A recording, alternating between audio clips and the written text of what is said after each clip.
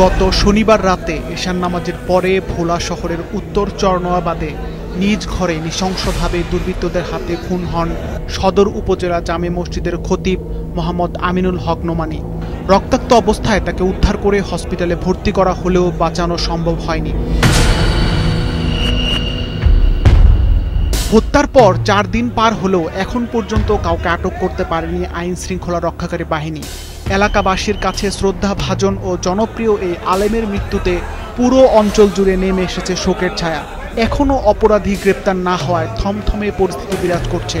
প্রতিদিনই স্থানীয়রা খুনিদের দ্রুত গ্রেপ্তার ও দৃষ্টান্তমূলক শাস্তির দাবিতে মানববন্ধন ও বিক্ষোভ মিছিল করছেন।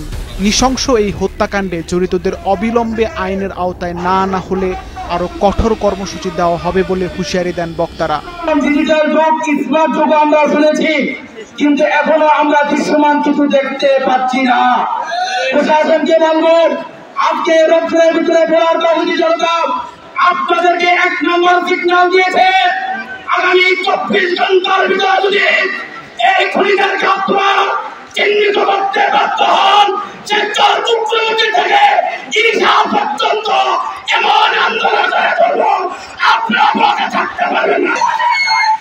এদিকে এই হত্যাকাণ্ডের ঘটনায় নিহত মাওলানা মোহাম্মদ আমিনুল হক নোমানের স্ত্রী বাদী হয়ে রবিবার ভোলা সদর মডেল থানায় অজ্ঞাত ব্যক্তিদের নামে মামলা দায়ের করেছেন। নিহতের স্বজনরা জানান, দীর্ঘ সময় পেরিয়ে গেলেও দোষীদের গ্রেপ্তার না করায় পরিবার গভীর উদ্বেগ ও আশঙ্কার মধ্যে দিন কাটাচ্ছে।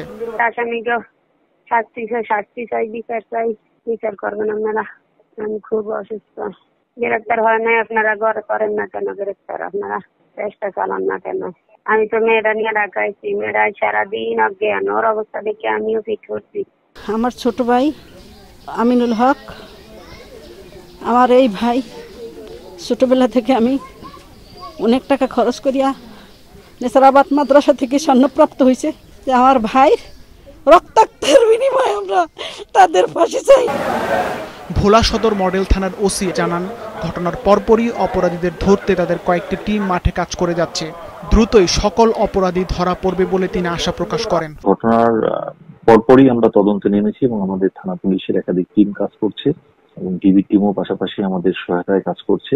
আমরা একাধিক টিম গুরুত্ব সহকারে তদন্ত করতেছি এবং তদন্তের যতগুলো দিক আছে, যে বিষয়গুলো নিয়ে কাজ করা মনে করতেছি, সব বিষয়েই আমরা কাজ করতেছি। আশা করি আমরা শীঘ্রই প্রকৃত অপরাধীকে আমরা খুঁজে বের করতে সক্ষম হব। স্থানীয়দের মধ্যে অত্যন্ত জনপ্রিয় ইসলামী ঐক্য আন্দোলনের জেলা সেক্রেটারি ও সদর উপজেলা জামে মসজিদের খতিব মোহাম্মদ আমিনুল হক নোমানীকে নৃশংসভাবে খুন করার পর থেকেই এলাকায় চাপা উত্তেজনা বিরাজ করছে। এলাকাবাসীর প্রত্যাশা, দ্রুতই সকল অপরাধী গ্রেপ্তার হবে। সিফাত রহমান, মাছরাঙা নিউজ ডেস্ক।